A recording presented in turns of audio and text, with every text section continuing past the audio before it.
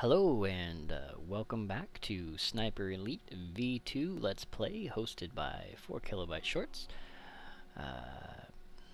This is going from Mission 5, as I recall, into Mission 6. I just happened to complete Mission 5, and we're just going to go ahead and jump right into Mission 6. Whatever Wolf was planning, I'd have to worry about it later. I had fresh intel on Mueller. He'd been transferred to take command of the Tiergarten Flak Tower. I don't like improvising, but HQ reckoned they'd found a location for the shot, and they'd send an airdrop with plans and supplies. Trouble was, the Flyboys had missed the drop zone. They managed to land it in the worst possible location, at the top of a church tower. The only question was, who would I find waiting for me? The Jerrys or the Reds? No doubt they'd be expecting me. Okay, in this mission, as you've just heard, we are assaulting a church. This is the mission where you get the Gewehr, so that is the weapon I am going to choose. As you saw in the last video, I chose the Springfield, and it caused a lot more problems than I thought it would. That was the absolute wrong mission to start with a new weapon. I think I may take the Welrod with me this time. This level is extremely difficult on Sniper Elite difficulty. When enemies spawn in, they know exactly where you are. There's only one safe route, and it is patrolled regularly. That makes it very difficult to get through. So the Welrod does give me an advantage that I do need. This is also the first level where you get all of the selectables, all the grenades, all the trip mines, all the information or all the weapons, additional weapons that you can get. Once again, I'm going to go ahead and go with trip mines, and this time I'm just going to go with the F1 grenade, the pineapple grenade. As for the difference between the pineapple grenade and the steel hand grenade, I don't think there is one in game. I don't think there's a damage difference. I think it's just there to say, here's variety, here's something you can choose that's different. It gives you something to choose if you like one over the other. If maybe I want to be German, so here's all the German stuff, or I want to be American, so here's all the American weapons. If that's how you want to play, it gives you that variety. But other than that, the F1 versus the steel hand grenade, there's no difference except that German corpses drop steel hand grenades, so that gives me more space to collect more grenades. So these are some freebies. So I'll take the freebies as we go into the first section of this game.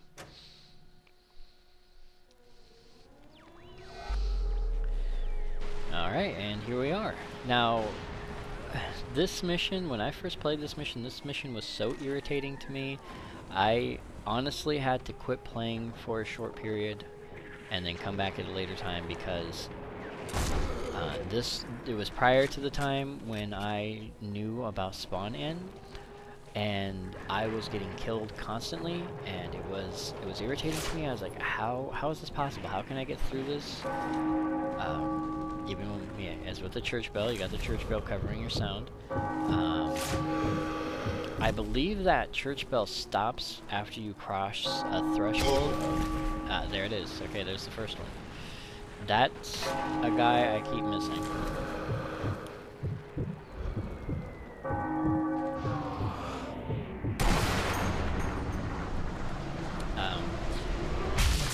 But as I was saying, I believe that church bell stops ringing either after a certain number of rings or after you cross a certain threshold, because when you get to the latter half of the map, even though there are more people to snipe, you don't get the option of actually sniping them without giving away your position.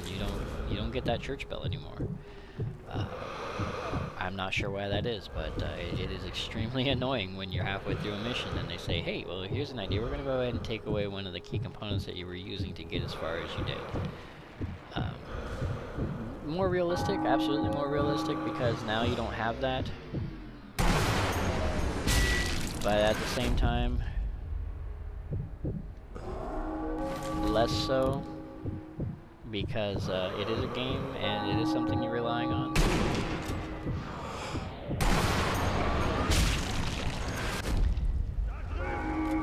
Okay, I have been seen and or heard. I have been heard.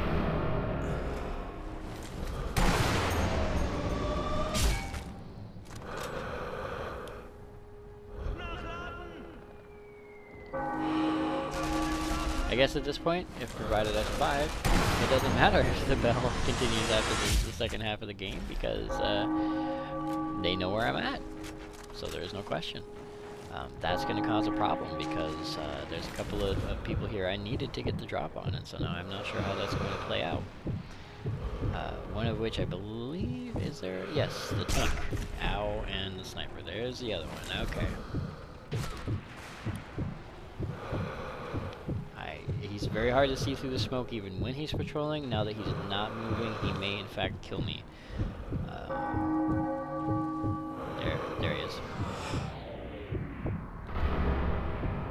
Alright, clean kill.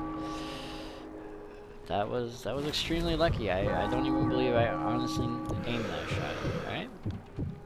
And as you can see, one Panzer. So let's go ahead and remove that from our equation. Once again, too low. And very, very slightly too high. Alright, I think I know where that bullet needs to go now, so let's get my heart rate up a little bit so I have a longer shot, and then okay, that's just being a pain.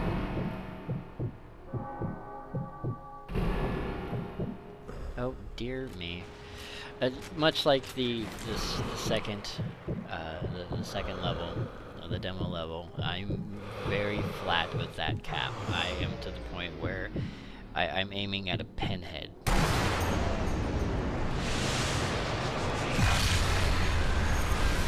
So hitting it on the first shot, very difficult, very difficult. That I don't mind so much. Missing it so many times that it's embarrassing. I guess that's fine, but I'm not a real sniper. I prefer iron sights. When I play games like Call of Duty, I don't even like looking through a scope. I don't know how many people who may watch this who have played Call of Duty, but if you've ever played Call of Duty and you play Call of Duty 2, which is World War II, or even World at War, which is also World War II, one of the funniest things I found about that game is the KAR-98K. Which is a bolt-action rifle, comes in two flavors. You have the scoped and unscoped version. The unscoped version is given to all the soldiers. Every soldier gets one. And then all the snipers get the scoped version. And I found it hilarious that in that game, firing the unscoped rifle caused less physical damage than a scoped rifle shot. That was hilarious to me, to think that the addition of a scope can add so much damage to a shot.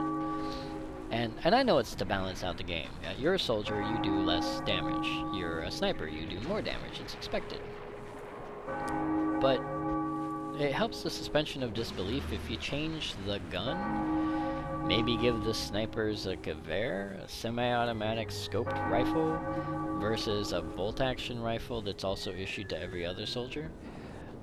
Maybe they could say something like, well, it's the skill of the sniper. But skill of sniper means nothing. When a bullet penetrates a heart at, 200 kilometers a second, or however fast a bullet might travel, just to pull a random number out of the air, it's going to penetrate the heart the same way whether the guy was looking through a scope or not, or whether the guy has ever even picked up a gun before.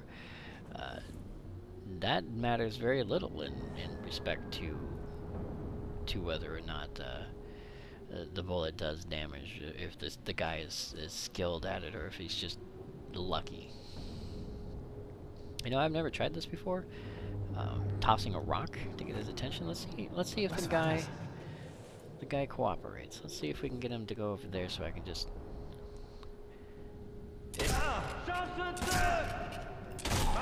Haltet die Augen auf!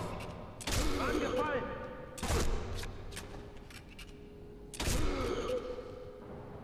Okay, well, I didn't set off any alarms, but that was embarrassing for both of us, for me and for the Nazis. That, I mean, if I took I think it's a 22 caliber in this gun, but if I took 322 caliber rounds to the chest and legs, and just kind of sat there and said, hey, I found a guy, and there's the thing that gives me away. That guy's the guy who killed me the most in my first playthrough. He's also the guy that's going to give away my position. So, as I said, there's only one decent way through here. This is it. You can go around the building as I was looking before. I was kind of trying to find a way to kill that guy without giving away my position, but unfortunately he's at an odd angle. And because of that, the only way to go through is this way, because if you go around the building on the other side, there is a tank there. There is a tank there, and he's pointed right at you, and that will be the last time you ever come around that corner. So, I'm not entirely sure what I just did. I dropped something, and I picked up... Oh, okay, I picked up the Luger. That's what I did. That was confusing there. Alright, so this level feels incomplete or unbalanced, if only because there's only one way through. The bell tower does not ring consistently. And it's not like, oh, I made a noise, now the bell tower is not ringing. It's, well, the bell tower just stopped ringing. There it is. That's what you get. And so then you have this only one path you can take to get through here. After this path, it splits. You can take two, but this is the only path you can take, and it's heavily patrolled by like two or three Nazis. And maybe the rock is how you do it. Maybe that is how you do it. But I don't know. Let's see if I can get their attention again.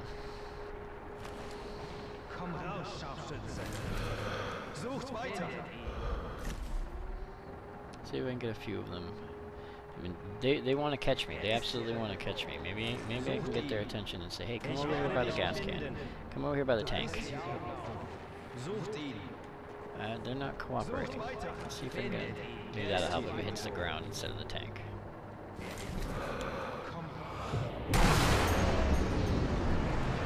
Maybe I get one. Maybe I don't. No. Looks like I might get one. Okay, I got at least one with that. That's nice. I, of course, did give away my position again. So here they come. Wait, maybe he's not as bright as I thought. Or maybe he is. It's hard to tell. They're running all over the place, so it's hard to tell. I'm not sure why. This section of the AI is actually very dumb. I'm throwing rocks. I'm detonating trucks. Oh, he saw me. Okay. That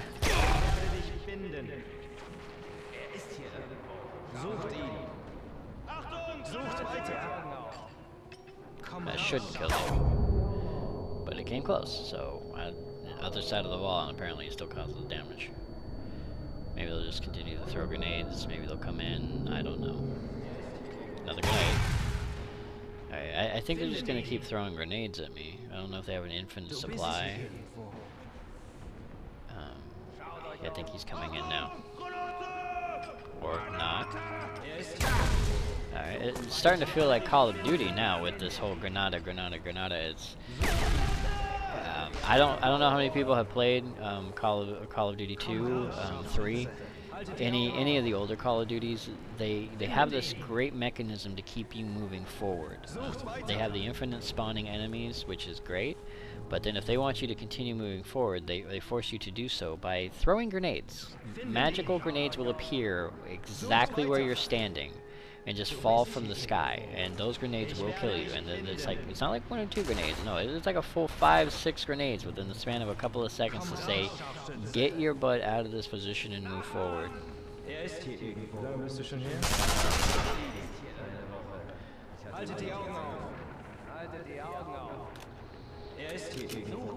I feel like I screwed this up. I do feel like I screwed this up, but at the same time, as I said, this level feels poorly balanced. That grenade's gonna go off. Should go off. He didn't prepare it long enough, I guess.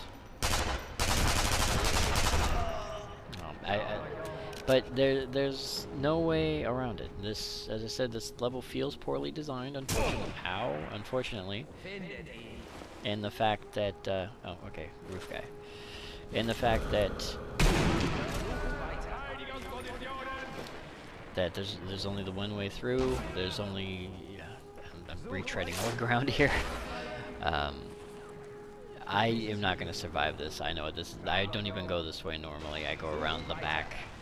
I need ammunition though. This is one of those times when I need ammunition for my gun. So I'm being an idiot. I'm sticking my neck out. Incapacitation?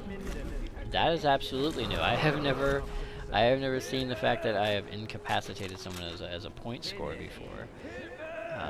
I don't think anyone's going to help him, but it is interesting. I am certainly not going to shoot him again. I am not interested in doing so. I am just trying to get through this.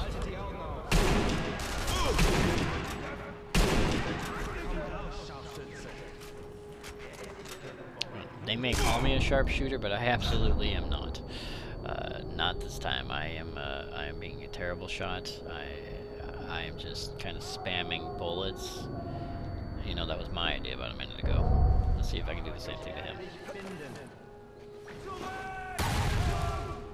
I did not kill him with that grenade.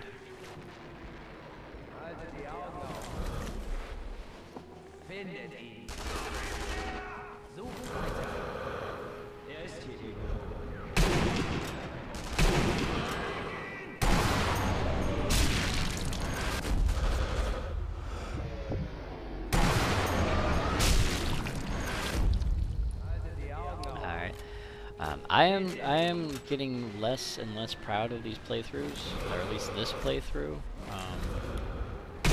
It does not have the quality that I usually give my play. I think that's because of the way I'm playing, not so much the weapons I've chosen. See, now that's sad. I know that there are enemies in this room. There are always enemies in this room, and I don't mean from the outside. I've never actually looked through that window in that direction, but I almost guarantee you when I go around the back of this building like I normally do, there will be 2 enemies sitting in that room waiting for me.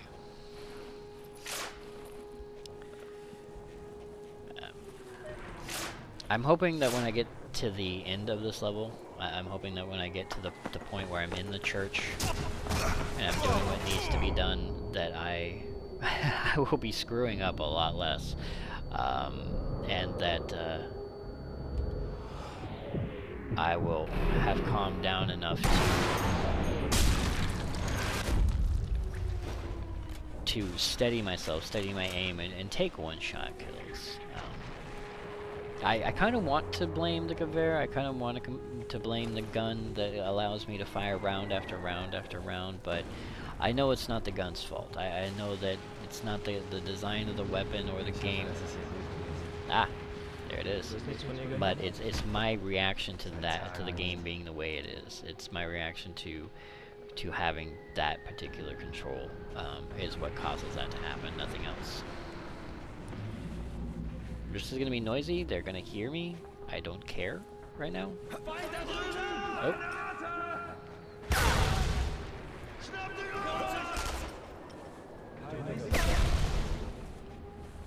Alright, that's a 3.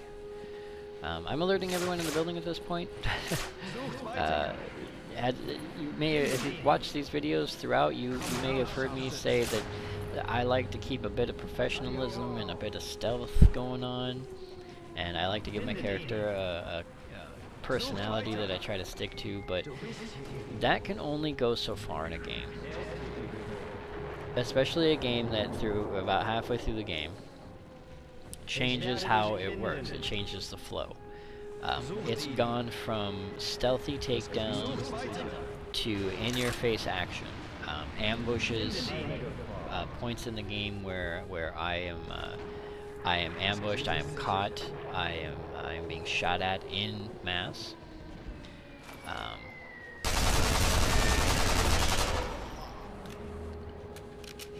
I kind of did that on purpose to be violent. I usually don't hold the trigger for that long, but I just wanted to experience that that moment of extreme satisfaction of having 3 people drop without pausing.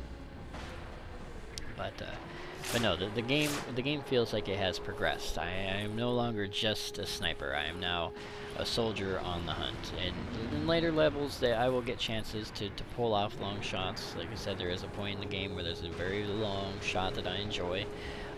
There's also a section of the game that you will see where you become sort of a sniper hunter or a hunted sniper, depending on which way you want to view it.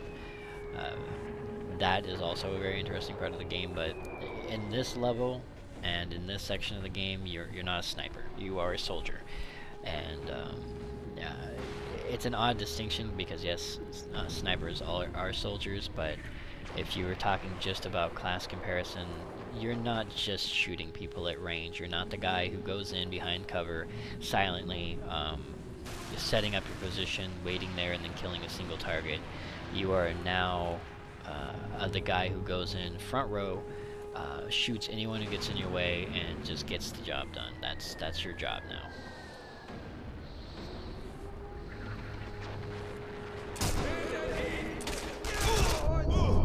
Oh, I almost got... I was almost ended there. Would have had to start from the checkpoint and reset myself. I may still. I think there's another guy walking around here. He may have heard that. He may not be very happy with me. I don't know. We'll have to see. If that's the case, we'll deal with that when we do.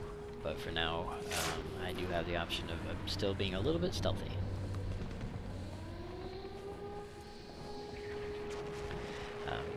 The upcoming interior of the church, I am not looking forward to that, and unfortunately that is yet another portion of the game that is kind of irritating. There's only, once again, there's only one way through. Well, that's not entirely true. There is a second way. One is you can walk, kind of an S-curve walk. You'll see that. That's the path I'm actually going to take. Or you can crawl through a hole. And crawling through the hole, I tried that because I was like, hey, look, a hole. This must be Splinter Cell. The hole is obviously the direction I want to go because it's less conspicuous and less noisy. And I found out the hard way that hole is there specifically to get you stuck and in line of sight of a sniper. You crawl through that hole, a sniper spawns directly above your head, and before you have a chance to back up even a little bit, he's screaming for his friends and shooting you in the face. So, I'm kind of taking a detour here. I've never checked back here before. I'm going to go ahead and just take a real quick gander. Okay, I don't see anything. No gold bars, unfortunately. But that hole is there specifically to get you killed. So I do not use it. I will stand in that corner because it makes good cover. But I will not go in that hole because that's just asking for them to kill you. So...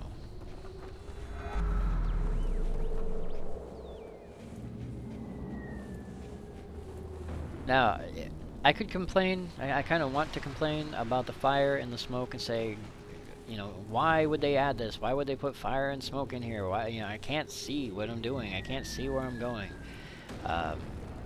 But that's the point. You're not supposed to. I mean, it's fire and smoke. It's not, you know, glitter and dust. You're gonna get...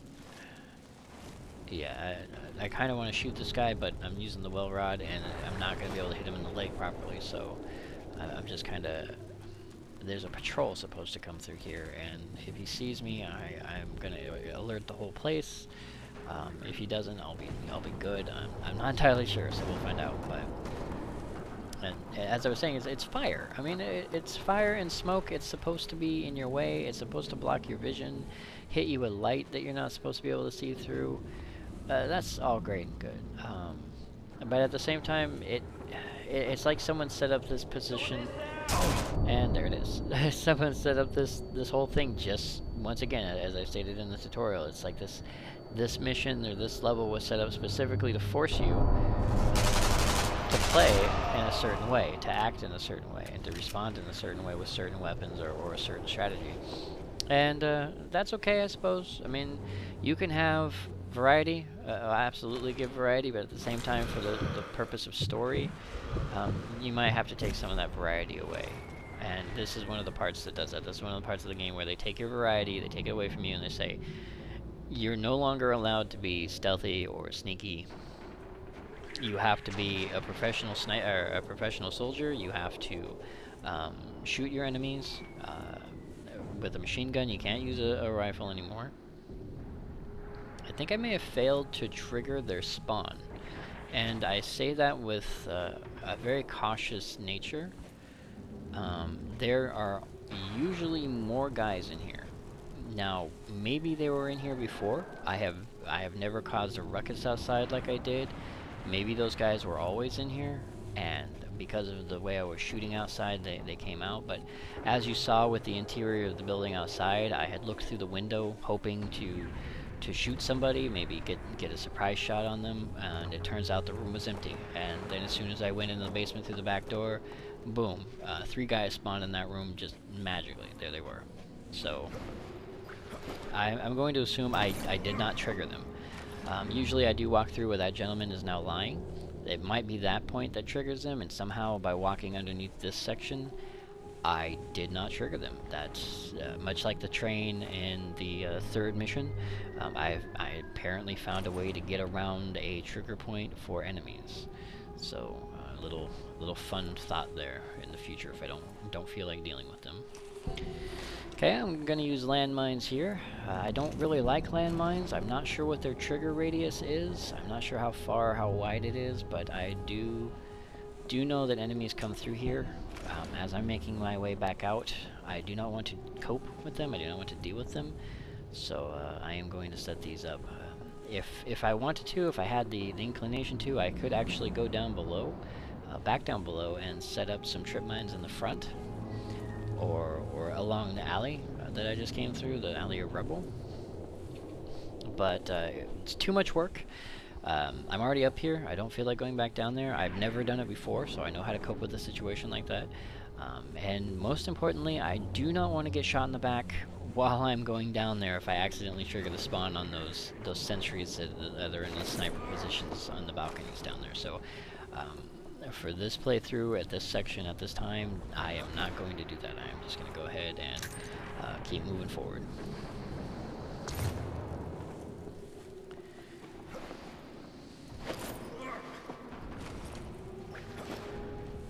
I know there really is no reason for me to continue to crouch at this point. I do it out of habit. Running, of course, as I said, gets your heart rate up, and I may need to snipe people. I will need to snipe people here shortly. They left me a Gewehr 43. ZF-4 telescopic sight. 4 times magnification. Nice. No time for a test drive, though. Fritz had spotted me, as I'd known they would. Now, the irony of this moment is the fact that I just dropped a Gewehr to pick up a Gewehr, and the fact that American soldiers, maybe British or French revolutionaries, probably it would make more sense if it were the French. You know, they're helping out, dropping whatever. But American soldiers have dropped for me a German rifle that should have been found on every sniper I've ever shot. And up until this point, I could not pick it up. I'm sure you've seen it if you've played the game, if you watched me play the game or others play the game. You have seen them kill somebody and the Gewehr will drop to the ground and vanish. That inconsistency is contained within this game. It is also contained within Rage. Until you get a gun, people who drop who drop that kind of gun, the gun will magically vanish. It's hilarious, but at the same time, it's disappointing. It's very disappointing for an id Software game, and I say that because they designed Doom. They designed a lot of games where a dropped weapon was the core of the game. I mean, you play the original Doom, and part of that was you'd run up to a shotgun wielding enemy and you'd say, "Ha, this guy has a shotgun, I need ammo for my shotgun, so let me go ahead and kill him." And then you get ammo for your shotgun.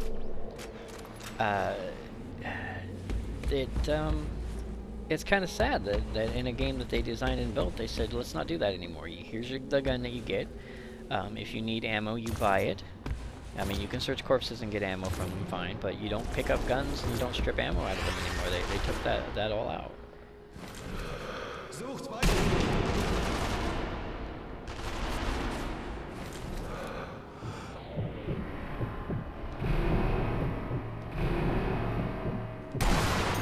I'm a little late on that shot. As a skill challenge at one point in the past, I said to myself, why don't I go ahead and try to take that shot before the truck gets to its position. Get a moving shot on the gas tank. And I I reset the checkpoint about 6 or 7 times. The gunfire from over there is making me nervous. But I reset the checkpoint about 6 or 7 times before I finally did it. Maybe not a proud moment for me, if only because it took so many tries, but it was fun and entertaining to attempt.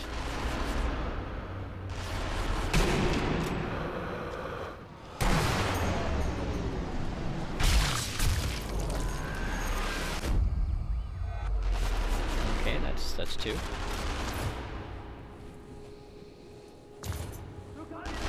I think those guys are down in the gateway. Those are the guys I expected to come up from the... Yeah, okay, that's them. I'm gonna go ahead and try this. I'm hoping the grenade actually goes out and doesn't, like, bounce off or something. That's what it seems like it's going to do, so here's hoping. Alright, that's one, at least. His buddy's still down there. Maybe I can get a good grenade ricochet. I have no idea what he's even shooting at. Well, where's that going? Okay, I don't trust this. I don't know why it's so off. I don't trust it. This grenade's gonna bounce, but okay, maybe not.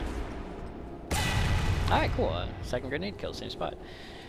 Not very smart of him to take the place of his buddy, considering I had range and target on that particular grenade position. But there it is. The reason, now you'll see why I set up all those explosives back there. This spot has gotten me killed. This is the only efficient place to hit the enemies on the survive the third attack wave, and you have your back exposed, and the enemy spawns right around that corner and starts like blowing holes in you, and it's very annoying. Let's see how many of these guys I can take out. One tank. Looks like 3. So I set those grenades up to avoid that situation, to avoid the situation where they come up from behind and kill you. That's a shovel, I think, but let's try it anyway. If he'd stop twitching. Oh, that's no good. I hit my my slow down time button as I let go of my scope, so I ended up throwing a grenade instead.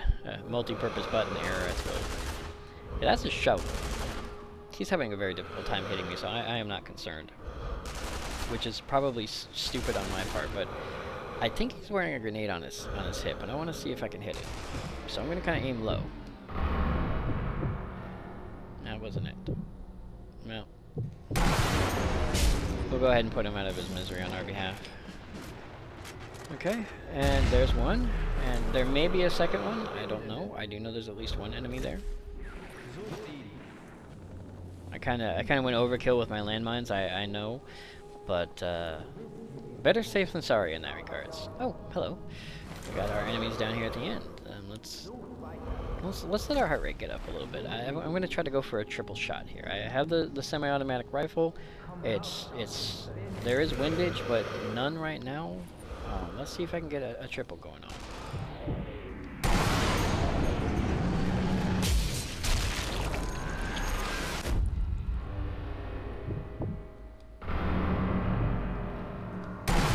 Okay, I only wounded the middle one, but I should be able to go back and hit him again.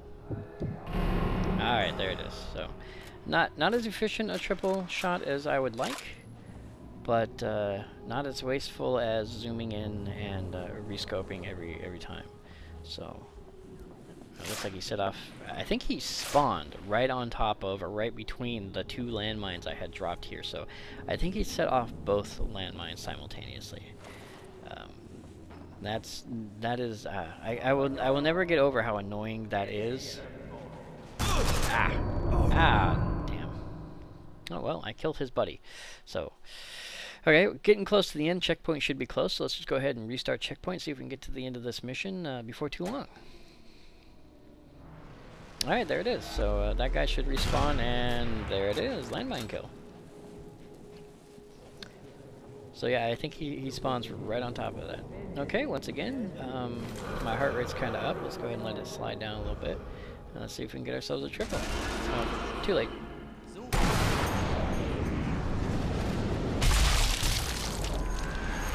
I know it's kind of sad to say it annoys me that they see me, but at the same time, I mean, wow, they are looking for me, so seeing me isn't exactly out of the range of possibilities.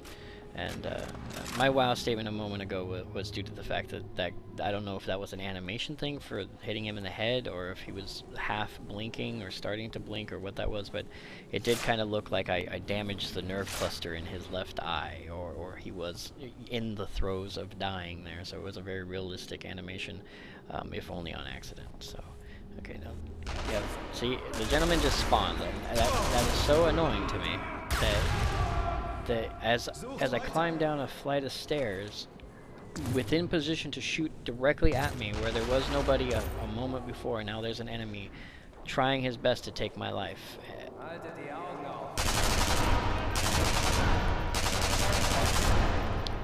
Annoying, yes. Cheap gameplay, I think. Cheap game design. And I don't mean that to be rude. The development of this game is exceptional. The technology behind the kill shots is wonderful. The gameplay is difficult, but not overly so. It's all very fun, all very great, but that is an old school technique that really should not have been used here. That should have been thrown out. Where maybe just populate the entirety of the level. I think personally, I'm just gonna dispatch this guy. You know, populate the whole level rather than just having them spawn in like that, because it takes away from realism. Your realism is gone when you see a guy just magically pop in, and not even Monster Closet. I mean, people make fun of id Software and ID Software. I pronounce it ID. I apologize. I do know that it's id Software, but I've been pronouncing it ID Software since Doom. But I do know that people have still make fun of their monster closets. If they have a game that has monster closets, people are like, oh, there's id Software with their monster closets. But no one ever jumps up and down on a game for having spawn-ins, pop-ins like that. And that seems like something that can be done away with. If you can have a game that has 500, 600 zombies in a single room chasing after you, you can have 5 or 6 Nazis set up in position on the map without having to have them just pop in when you cross a threshold. Alright, there's mission 6, with some minor errors and minor screw-ups, showing that I'm not as wonderful or perfect a sniper as I would like to believe. But it was enjoyable. I hope you enjoyed watching the video, and I hope you continue to watch the videos until we complete Sniper Elite V2 on Elite difficulty. Thank you for joining me, and have a good day.